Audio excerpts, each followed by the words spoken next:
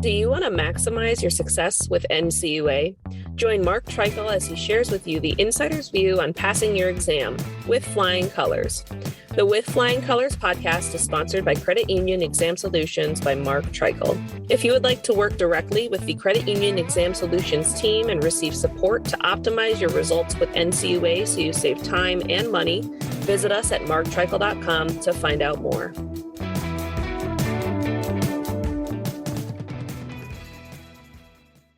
Hey everyone, welcome back to With Flying Colors podcast. This is Mark Treichel. I'm glad you're here today and I'm excited about today's episode. We are going to be talking about all things related to liquidity. And we're fortunate to have a great guest today. Back with us today is Todd Miller. Todd, how you doing today? I'm doing great, Mark. I'm looking forward to this too. Yeah, I'm glad we're having this. And I'd sent you a note. I'd heard some things from some clients about liquidity tightening up, and you and I had talked about it a little bit. And I said, hey, this would be, with your background, this would be really good to get out there for our listeners. And so before we get into that, you've been on a couple of other podcasts, and one of yours is my most downloaded on net economic value and interest rate risk. So I'm expecting this one to also be pretty popular. But if you could, for those of the listeners who may not have heard the past podcasts that you and I have done together, could you give a little bit of your background at NCUA? Yeah, I started with NCUA back actually on November 7th in 1987. So it would have been 35 years ago yesterday. Wow. It popped up on a Facebook memory. That's when I actually started. I retired in 2021 after just a little bit more than 34 years. But during my time at NCUA, I spent a lot of it dealing with troubled credit unions. A lot of liquidity problems in that because I was around during the S&L crisis as a problem case officer. I was around during the internet bubble in 2000, the Great Recession in 2009.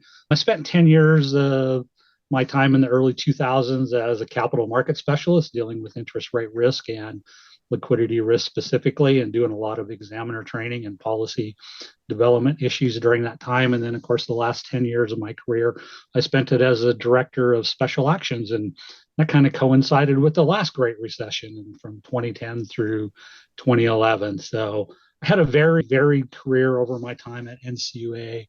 I enjoyed working for NCUA a great deal. I retired, and then a month later, you called me, and then you unretired me. And yeah, definitely. Now I have fun just kind of working on the other side of the fence a little bit. Yeah, you and I are both having a lot of fun with our clients, and these podcasts are fun too. It's a way to give back some of the things we learned relative to NCUA. I'm really looking forward to digging into the details on this. So with what's going on, what is it that triggers in your mind making today, November of 2022, a good day to do a liquidity podcast? There's many reasons. And the bottom line is there's a great deal of evidence that liquidity risks are increasing. They're getting layered. We have conditions today that I think a lot of our credit union managers have never really faced in their careers. We'll go through some of those. First off, we've had an inverted yield curve since July 6th of this year. Last time we had an inverted yield curve that went this long was way back in 2006. It was 15 years ago since we've had this inverted yield curve like this. And we have this inflation going on. It's been over 5% since June of 2021. The last time inflation was over 5% was way back in 1991, over 30 years ago. And that's having a number of impacts. Last time we had inflation like this, it was a S&L crisis, and the recession triggered during that. But this whole inflation is a new environment for today's managers. I doubt very many of them were managing back in the 1990s. They might have been in a financial institution like you and I were, but it was probably very early in their careers, and those lessons are really old. Prior to the savings rate in the U.S. was running around 8%. During COVID, it really spiked. We had a lot of liquidity coming into credit unions. That savings rate hit 33%.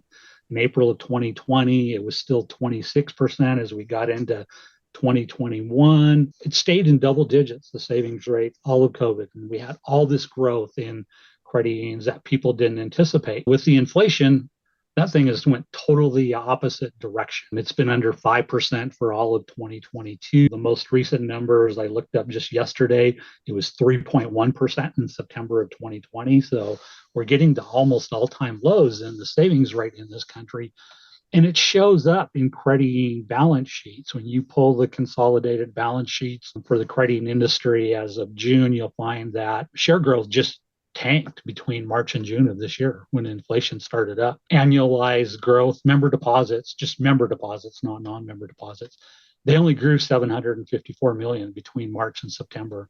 That's an annualized growth rate of 0.4%. I don't know in my 30 years at NCUA we ever seen a share growth rate that low over one quarter. So obviously the inflation is impacting members. That declining savings rate, it's ended share growth. And the other thing that shows is how did credit unions fund their balance sheets between March and June when that share growth tanked? Member shares grew 754 million, but borrowed money grew by 19 billion. Right when rates are increasing, everyone is borrowing money because I don't think anyone planned for share growth to just halt the way it did. So a lot of that is overnight borrowings. A good chunk of that is also EICP funding, that emergency capital investment program from the Treasury. 70 credit unions did get $2.1 billion of funding through that program this year. And I think most of that was probably in June, although some of it might have been after June. It's hard to really tell because NCUA changed their call reports in March and secondary supplemental capital is no longer broken out. So Todd, pause there for Todd, just if you could just pause there for a second. If I heard you right, you said setting aside the ESIP money, most of that money is in overnight borrowings. Did I get that right? 16.5 billion is overnight borrowed money. Okay. And we might get into this. Is this something we might dive into a little bit later? But that's a little bit reflective of what you're saying, where it was great guns, everything was growing, and then all of a sudden it stopped growing. And then you throw the inflation in there. Overnight borrowings at time can be utilized when unexpected things happen, like what you just described, which might explain why it's in overnight borrowings. Do I have that right? Or any thoughts on that? I think that's a good assumption on your part, is the credit union didn't expect that. Right. They didn't expect they would have to utilize that level of borrowing. I'm sure all their business plans probably assumed they would get 8, 10, 12% share growth. It's been in double digits the last 3-4 years during COVID. So I suspect the whole lack of share growth caught a lot of institutions by surprise. If it's 0.4% for the whole industry, for a lot of credit unions, that means it's probably negative. There's some are going to have their 4 or 5 or 6% share growth. So that means that across the industry, there's a lot of credit unions actually seeing share declines over that quarter. I couldn't tell you how many without digging into it, but I guarantee you, just the way the math works, that there's more than a fair number experience negative share growth. Sure, there's winners and losers. Absolutely. All right. So yeah, continue. So anyways, subordinated debt, that's a new regulation. Like I said, the FPR doesn't show the numbers, but NCUA does put out some of their financial trends on quarterlies. And without giving numbers, they did comment that subordinated debt grew 106% in 2021, and then it grew 480% during the first 6 months of 2022. I think from your clients that as we got into that, towards the end of June, the subordinated debt got really expensive. Probably growth of that has slowed down too, and that 406% probably mostly happened in the first quarter. Like I said, it's hard to tell because that number is not disclosed on NCUA's financial performance reports. And it was just another thing from their economic division where they have a chart without showing the dollars that it grew 486% during the first 6 months of 2022. Got it. Yeah, the credit unions have been taking more and more advantage of that. And like you said, it's a better economic decision when rates are low, and they were so low, it made it easy to make the math work. And there are still credit unions out there pursuing it that it will make sense for, but the math is not quite as slam dunkish as it was back over the last few years. Yeah, and just continuing on, what else you see in the balance sheet over the last quarter, investments dropped a couple $1 billion, corporate deposits went down $11 billion, Cash with the Federal Reserve dropped $51 billion. Cash in other institutions dropped $2.5 billion. Long story short, that cash and short-term investments to assets is down to 12.94%. I went and pulled call reports all the way back to 2000. And the last time that number was this low was back in 2018. Loan growth did continue, but credit unions spent a lot of cash and pulled a lot of short-term cash to fund that loan growth. Or as we just talked about, some credit unions seen their deposits probably decline. And so they were funding that too. So lots of layered pieces to this whole liquidity picture that indicates liquidity risks are rising in ways that maybe credit union management didn't anticipate. Now, there is one good thing, though. A lot of times liquidity problems are a result of declining asset quality. For the moment, asset quality is still very good. That's both credit union industry, banking industry. Charge-offs are only about 0.3%. So on the other side of the coin, while liquidity is drying up, on the positive, we do have good asset quality for the time being. It's hard to say. This inflation continues. The Fed's raising interest rates, trying to get inflation under control. That usually results in some job losses and a slowing of the economy. What will happen to asset quality down the road? I don't know. And along those lines, I do a lot of reading of different financial news and on LinkedIn, Wall Street Journal, et cetera, and lots of layoffs. Lots of companies, particularly on the tech side, that are going through a lot of layoffs. And that's going to have a ripple effect on the delinquency, a ripple effect on the asset quality. And then as that turns into bigger and more loans, that's the liquidity challenge that you can get there as well, that might be coming, right? It could very well be coming in. We just went through a COVID recession and asset quality held up very well. But I don't know that people realize how much government assistance was thrown into the economy to keep that asset quality up. I did some other research yesterday and I went back and looked at just the government deficit numbers. And it's not exactly how much they throw into assistance, but it is telling on government spending. When we go back to the last recession, 2007 through 2009, the government deficits went up about $3.5 billion. And they threw a lot of money at that recession in 2009, 2007 to help recover from it. During the 1 year of COVID, in about an 18-month period, our government deficit went up by $7.1 trillion. So that's where all that share growth came during the COVID period, why that savings rate went up to 20%. The government did a lot to help individual people. It did a lot to help individual businesses. You had all the SBA stuff. You had FHLB, Federal Reserve. They opened the floodgates, let banks and credit unions borrow as much money as they needed. And all of that kind of combined, asset quality never really deteriorated during our COVID recession, which is pretty amazing when you think about it. Todd, it's funny, you reminded me of back when the COVID relief and the pandemic relief dollars were being talked about, and they were throwing the $1 trillion, the multi-trillion dollars of assistance that were being given out and contemplated. I did this kind of the same thing you just did. I went back and looked at when TARP came out and there was the big debate of we can't spend all this money on TARP because of the inflation and other challenges, but we need to do it because the liquidity is dried up. And if we don't do it, the banking system is going to collapse. And ultimately they did the right thing. They put the assistance in place, but it really shocked me, the exact kind of numbers you just threw out, that when you compare the cash that was put into the system then versus the cash today, it was magnitudes bigger. And that kind of made me think, wow, how bad do they think this is really going to get? And we can, you can debate that till the cows come home, but they injected so much money into the system, triggering the inflation, triggering all sorts of things. That's a lot of money. That's a lot. And then with where rates are and the debt that the government has to play relative to that. So these are unprecedented times. And so in that regard, what's your thoughts on, are we in a recession? Do we have a recession coming up? What do you see down the road here? I don't know. I'm not an economist. I'm not going to predict recessions. There's just a great deal of uncertainty. We have rising interest rates. We have an inverted yield curve. We have high inflation. Saving rates are falling. We have an election today. Our political environment is extremely contentious.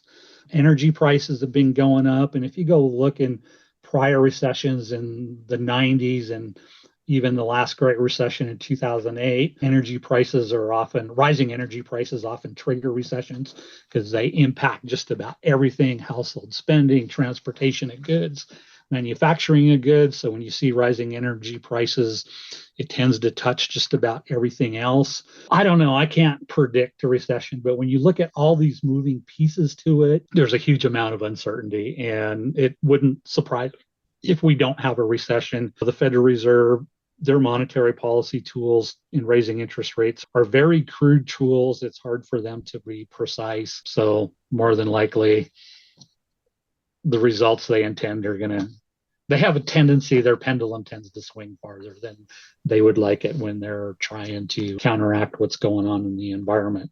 And just, we haven't had inflation since the early 90s. And we talk about credit union managers not having experience in that environment. I would say the same thing of all those Federal Reserve Board of Governors. They haven't dealt with it for 30 years either.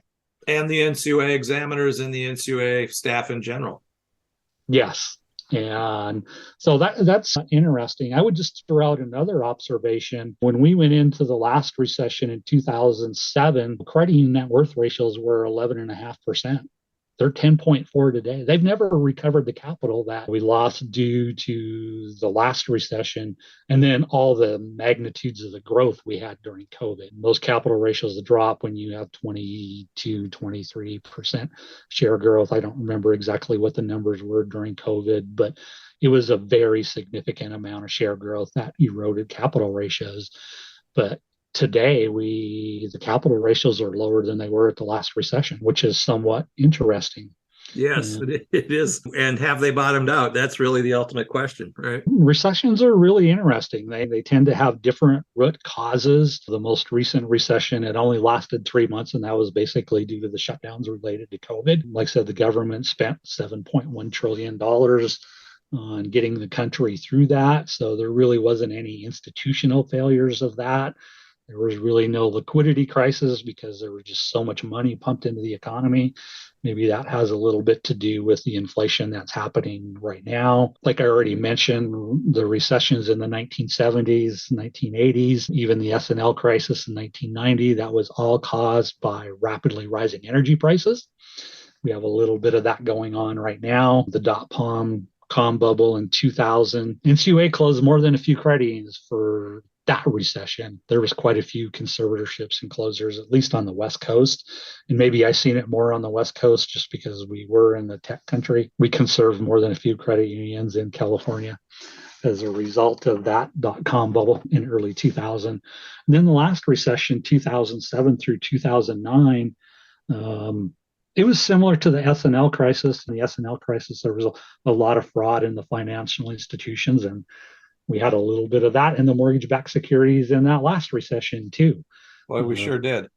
NCUA recovered a few $1 billion in lawsuits because of all the fraud that was going on. So that was in common with those last two recessions. The other side to recessions for the regulators and for credit unions is the recession is over, but the effects linger for a couple years. Sure.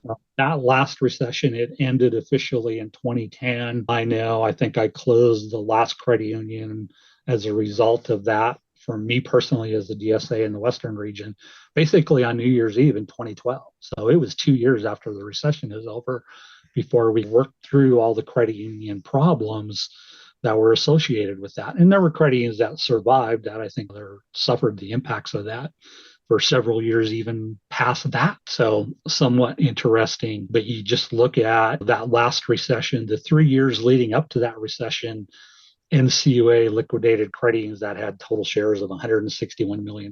That's in 3 years prior to 2007. First year of the recession, that number was 195 million. And then it averaged 800 million for the next 5 years. So it took us, the agency, 5 years to work through that last recession. And why do I mention that on a liquidity podcast is that's generally where we start closing those credit unions is when they're out of liquidity and capital. So it's somewhat interesting as you go through that liquidity events.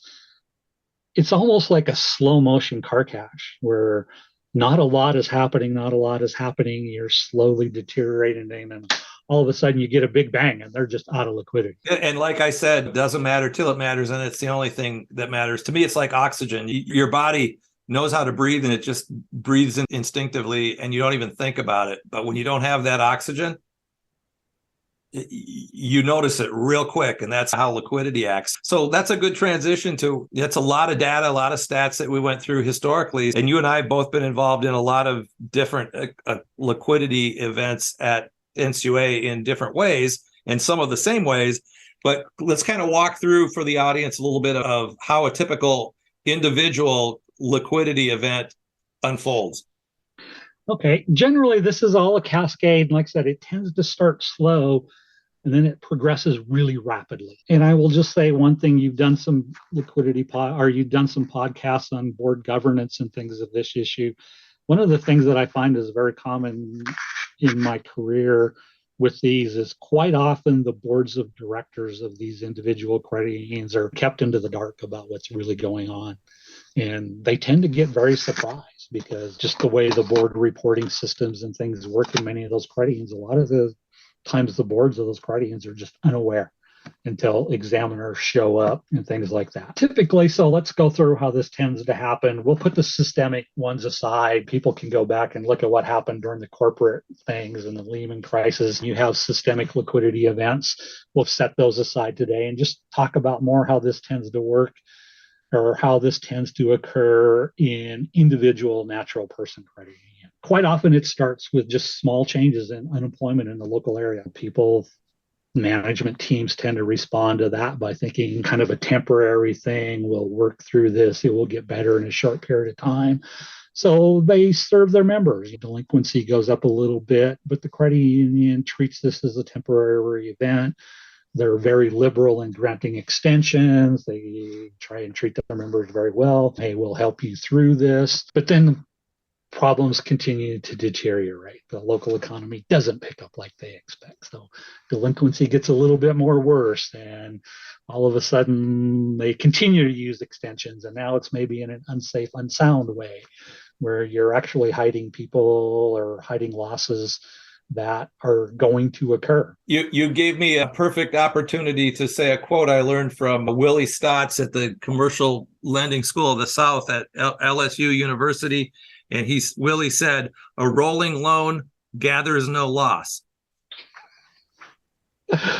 All Except right, for eventually it stops rolling and those losses do come home to roost. And it gathers no liquidity either. Yep, exactly. All right, go ahead, Todd. But the other thing that goes on with that is expenses start going up. You're spending more on loan servicing. You're spending more on collections. And there's a little bit of panic sets in. A lot of times you're still trying to put a very positive light on this with your board. So the true nature of the issues are not really out in the open in many cases yet. Next thing that happens, share growth starts stalling. And of course, you've got this delinquency. So loan payments are slowing down. Next thing, you're borrowing a little bit of money here and there. It starts as overnight borrowing and you get it paid back, but you get a couple more quarters into this and all of a sudden you're not paying the borrowed money back. The borrowed money becomes a constant factor. Around this time, your auditors show up, your examiners show up, your CAMEL starts getting downgraded. They tell you to start funding the allowance the way it should have been funded. That tends to lead to operating losses. When you bump that PLL, that kind of gets the attention of all your other creditors, whether it be the corporate or the Federal Home Loan Bank or the Federal Reserve. That regulatory scrutiny starts to increase. I don't know if a lot of your listeners know this, but when we hang a code 4 on a credit union, we actually tell the Federal Reserve about that, 3-4 days after we do it. So that kind of gets their attention. They start looking at things a little bit closer. And of course, the Federal Home Loan Banks, they have their quarterly annual cycle. They pull an exam report from NCUA once a year or so. We charge them for them, but we do give them to them. They start paying attention as well. And of course, they're looking at call reports as well. So those lenders start growing nervous, whether it's that corporate credit union or that FHLB. They start putting haircuts on you. They start lowering your terms. Okay, you can't borrow for a year. We'll short you down to 30, 40 days.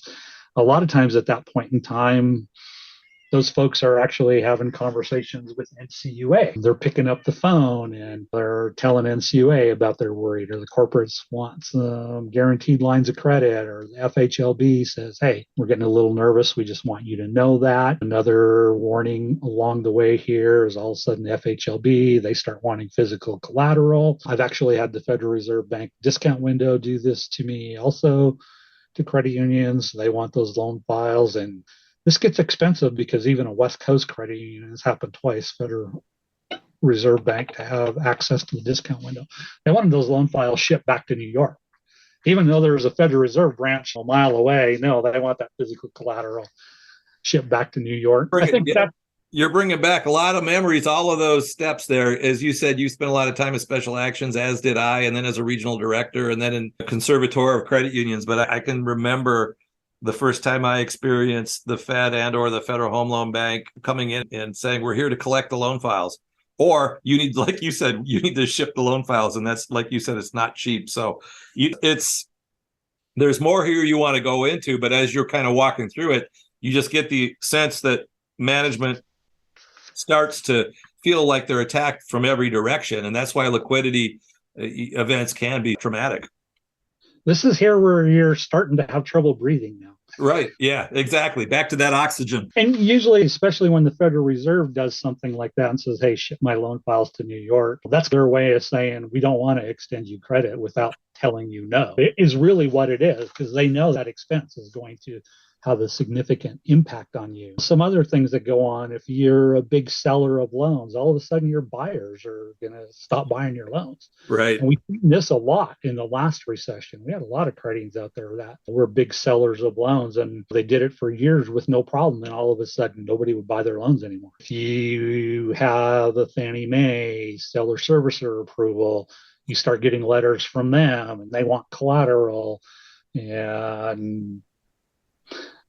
And I'll just stop right there. I listened to one of your podcasts the other day. You said, if you don't have anything good to say, don't say anything. I won't say anything about Fannie Mae other than if you start getting calls and letters from them, you better start doing some contingency planning about liquidity. The Federal Home Loan Bank is saying, I think we'll talk about them in a little minute, just because they're a special case. But at the end of the day, then all of a sudden, all these sources of liquidity dry up.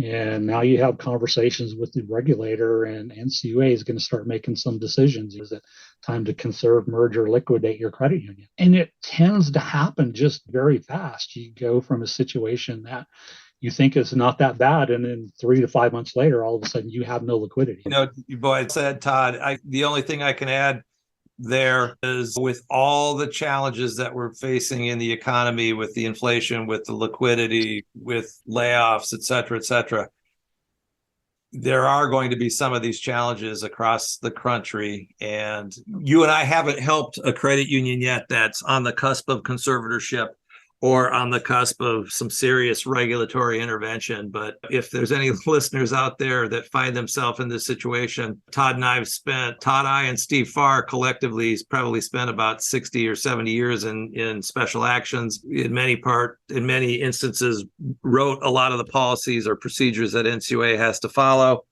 And Todd, I guess what I'm saying is, at some point, you and I are going to be working the other side of trying to help a credit union understand how deeply into a corner they are painted in some of these things.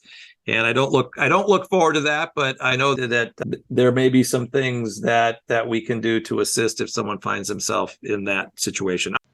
Okay, listeners, I am inserting this as I am breaking this podcast into 2 parts. You just heard Todd and I set the table of how we find ourselves in today's situations for credit unions, where we are on the cusp of a challenging economic situation and on the cusp of many credit unions dealing with liquidity issues for the first time in quite some time.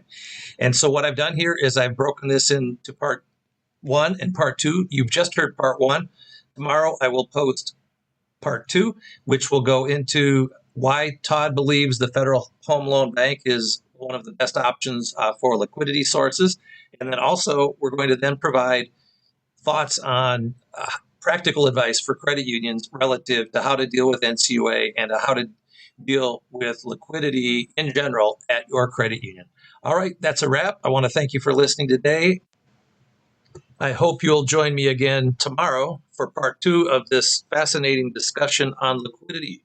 This is Mark Treichel signing off with flying colors.